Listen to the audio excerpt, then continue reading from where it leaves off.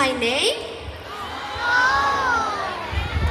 If you don't know me yet, my name is Atalea Kalista Putri Sanusi. You can call me Chacha.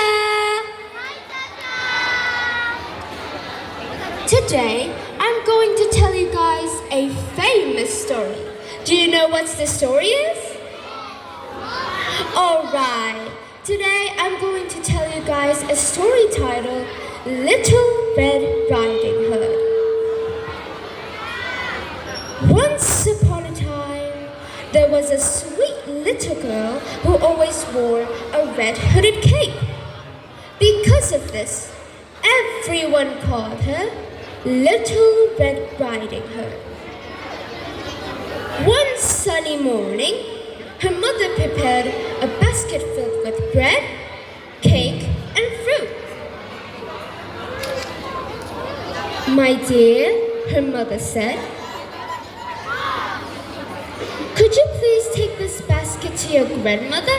She's feeling sick.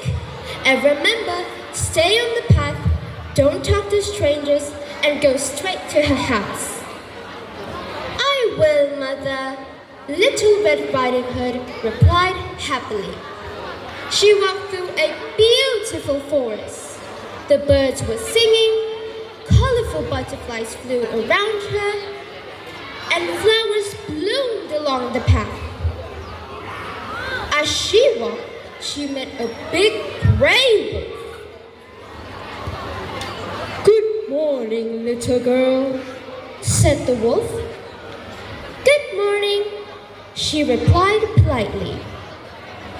"Where are you going with that basket, little girl?" asked the wolf. "I'm going to visit my grandmother. She lives in a little cottage at the end of the forest." The clever wolf smiled to himself. He wanted to get to the grandmother's house before the little girl. "Look at those beautiful flowers," said the wolf. "Why don't you pick some up for your grandmother? She would be very happy." Little Red Riding Hood thought it was a wonderful idea, so she stepped off the path to pick beautiful flowers. Meanwhile, the wolf ran as fast as he could to the grandmother's house. He knocked on the door. "Knock, knock, knock." "Who is it?" called grandmother. "It's me, Little Red Riding Hood," said the wolf, pretending to be the little girl. Grandmother opened the door and the wolf rushed inside. He quickly hid grandmother inside the closet and put on her nightgown, cap, and glasses on. He climbed on her bed and waited for Little Red Riding Hood to come. Soon, the Little Red Riding Hood arrived. She knocked on the door. "Knock, knock, knock." "Come in, my dear," said the wolf in grandmother's voice. Little Red Riding Hood walked into the room, but she noticed something strange about her grandmother. "Grandmother, what big eyes you have! Too better to see you with, my dear." "Grandmother, what big ears you have! Too better to hear you with, my dear." "Grandmother, what big hands you have! Too better to hug you with, my dear." And "Grandmother, what big teeth you have! Too better to eat you with." The wolf jumped out of the bed and scared her. Little Red Riding Hood screamed loudly.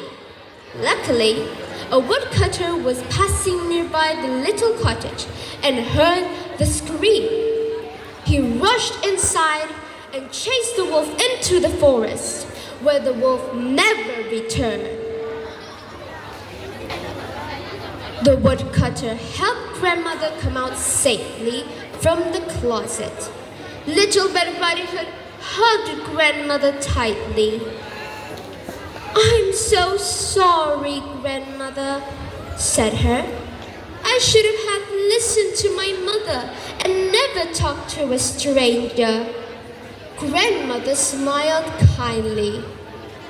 The important thing is that you have learned your lesson. Finally, they all enjoyed the food from the basket and were thankful that everyone is safe. The end. The moral of the story is, always listen to your parents, never talk to strangers, and stay on the path. Thank you so much.